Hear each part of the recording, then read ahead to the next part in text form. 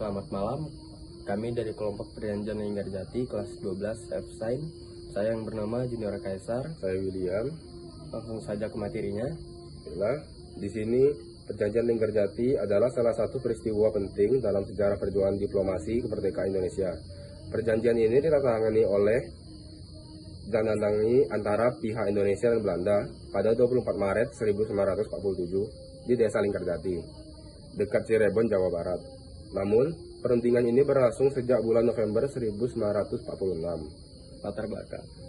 Setelah Indonesia memproklamasikan kemerdekaan pada 17 Agustus 1945, Belanda ingin kembali menguasai wilayah Indonesia yang sebelumnya merupakan bagian dari Hindia Belanda.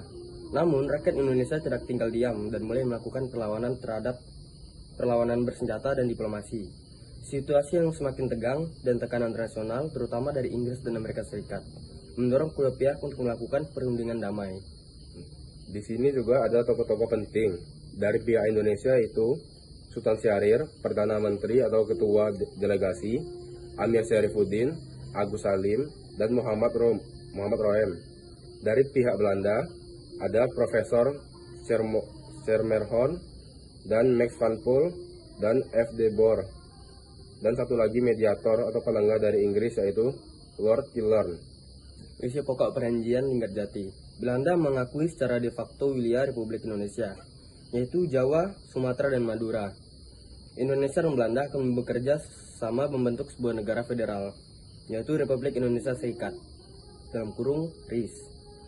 RIS akan menjadi bagian dari Uni Indonesia Belanda, yang diketuai oleh Ratu Belanda.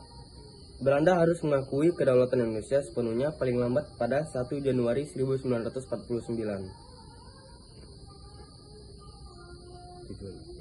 Di sini ada tujuan perjanjiannya, yaitu mencari solusi damai antara Indonesia dan Belanda. Yang kedua, mendapatkan pengakuan internasional terhadap kemerdekaan Indonesia. Dan yang ketiga, menahan agresi militer dari Belanda. Dampak dan reaksi bagi Indonesia dan Belanda. Reaksi Indonesia. Banyak pihak yang menentang perjanjian ini karena dianggap terlalu menguntungkan Belanda. Kelompok oposisi termasuk Tan Malaka dan Front Demokrasi Rakyat menganggap pemerintah terlalu lunak. Muncul krisis politik dan Sultan Syahrir mundur dari jabatannya. Dari reaksi Belanda, setelah perjanjian, Belanda justru melanggar kesepakatan dengan melakukan agresi militer pada 21 Juli 1947. Baiklah, di sini ada kesimpulan. Kesimpulannya adalah Perjanjian Linggarjati merupakan langkah awal diplomasi Indonesia untuk mendapatkan pengakuan internasional.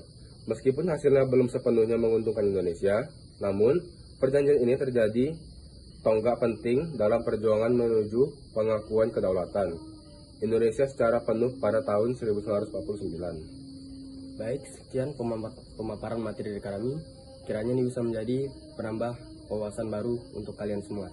Terima kasih. Terima kasih.